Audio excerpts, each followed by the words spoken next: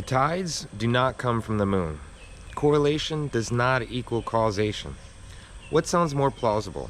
That there's a giant space rock that is sending out tractor beams that is every 6 hours that is making the tides go in and out, or that there are just giant whirlpools, like sinkholes filled with water, that are sucking in and out, breathing like a heartbeat, like a pulse, just like everything else does. Everything ebbs and flows except for apparently space. Everything's just expanding out in one direction, doesn't breathe in and out, even though everything else that we know does breathe in and out, and have a positive and negative, except for that. But hey, we won't talk about that.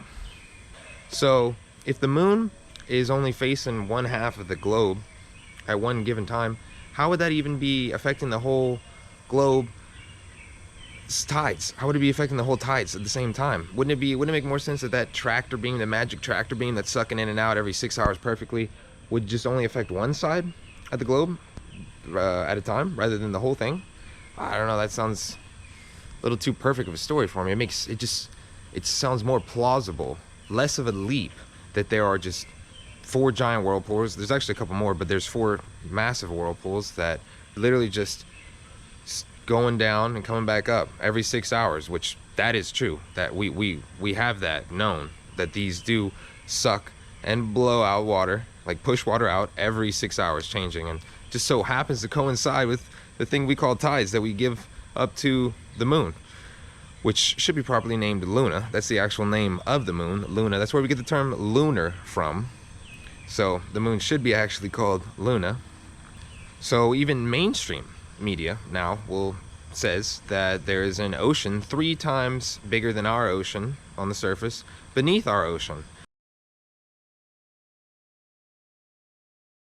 But they claim that it is all in rocks, specifically ring woodite, right? How many rocks do you know of that are made of water?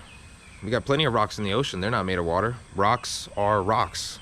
So how could these rocks be of water? And we haven't even drilled past about 12 miles into the earth, right? How would we know that what that looks like? Is some sort of space rock? The ringwoodite, something we've never seen before? This magical water rock? How interesting. How perfect. This is actually omissive lying, right? Where they tell half of the truth, but they omit things. That is exactly what's going on here. It's a full ocean beneath there. It's a full ocean beneath our ocean. And that's the whirlpools on top here that are literally just pushing and pulling water from the ocean beneath, which is admitted in mainstream that we have 3 times larger than on top.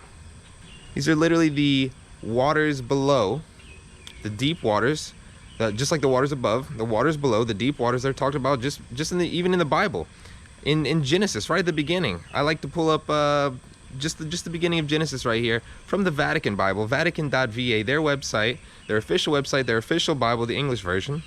Okay, right here, Vatican.va, their official website. Genesis chapter 1 verse 6, then God said, let there be a dome in the middle of the waters to separate one body of water from the other, and so it happened. God made the dome, and it separated the water above the dome from the water below it. God called the dome the sky. Evening came and morning followed, the 2nd day. Then God said, let the water under the sky be gathered into a single basin so the dry land may appear, and so it happened. The water under the sky was gathered into its basin, and the dry land appeared. God called the dry land the earth, and the basin of the water he called the sea. God saw how good it was. All right, then we'll skip just a couple verses down to verse 14, still chapter 1 of Genesis. Then God said, let there be lights in the dome of the sky to separate day from night. Let them mark the fixed times, the days and the years, and serve as luminaries in the dome of the sky to shed light upon the earth. And so it happened. God made the 2 great lights, the greater one to govern the day, and the lesser one to govern the night, and he made the stars. God set them in the dome of the sky to shed light upon the earth, to govern the day and the night, and to separate the light from the darkness. God saw how good it was.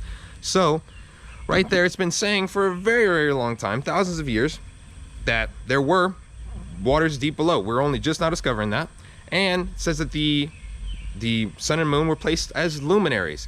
That it's not the tidal locking, it's not the moon controlling The tides. It is a luminary, just like all the other stars that are placed in the dome of the sky, just like it says right there. Yeah, we never went to the moon. I'd go to the moon in a nanosecond. The problem is we don't have the technology to do that anymore. We used to, but we destroyed that technology, and it's a painful process to build it back again.